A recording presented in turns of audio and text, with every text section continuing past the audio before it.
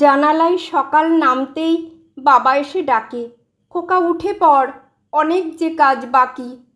আমি চোখ রগড়ে বাবাকে জিজ্ঞেস করি, কেন বাবা, আজ কি দুর্গাপুজো নাকি? বাবা আমার চিবুক ছুঁয়ে বলে, দূর বোকা, আজ যে 15ই আগস্ট, আজ সেই দিন যেদিন 200 বছরের গ্লানি মুছে গিয়ে এক নতুন সূর্য উঠেছিল, ভারতবর্ষ হয়েছিল স্বাধীন। ও, আজ স্বাধীনতা দিবস, পতাকা তুলব, বলবো বন্দে মাতরম, দেব মালা, গান গাইবে মা তুমি ছোট কাকু আমিও, তারপর চকোলেট খাওয়ার পালা। না রে বাবা, স্বাধীনতা আসলে এগুলো নয়।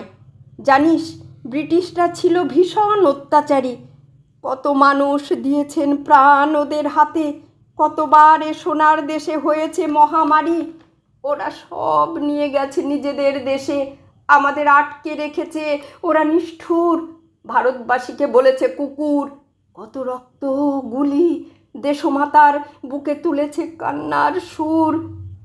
তাই তো একদিন জেগে উঠেছিল মানুষ, একটু একটু করে জ্বলছিল আগুন, কত প্রাণ হলো বলিদান, কত প্রাণ নিশ্চুপ, ভারতবর্ষে বয়ে গেল নদী কেবল রক্ত আর খুন। তারপর ওরা ভয় পেল, অনেক দিনের পরে ভাবল এবার পালাতেই হবে, উপায় নেই। আজ ওদের পালানোর দিন, খোকা জানিস, অবশেষে স্বাধীনতার সুখ পাওয়ার দিন সেই। শুনতে শুনতে আমার চোখে আসে জল, বাবার গলা জড়িয়ে বলি, বন্দি যদি পরাধীনতা, আমাদের যে টিয়া খাঁচায় থাকে ছোলা খায়, ওরও তবে কষ্ট অনেক বাবা, ওরও আছে ব্যথা। হঠাৎ বাবা চুপ করে যায় দেখি, এগিয়ে আসে মা, খাঁচার দরজা খুলে দিয়ে বলে, যা পাখি উড়ে।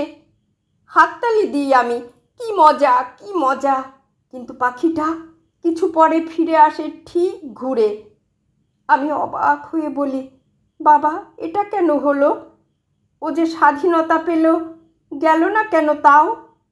পাখি তখন বাইরের মাইক শুনে শুনে বলছে একটানা, তোমরা রক্ত দাও, রক্ত দাও। আমি মন খারাপ নিয়ে মালা গাঁথতে বসি, বাবার মুখেও ব্যথা, ফেলল দীর্ঘ শ্বাস।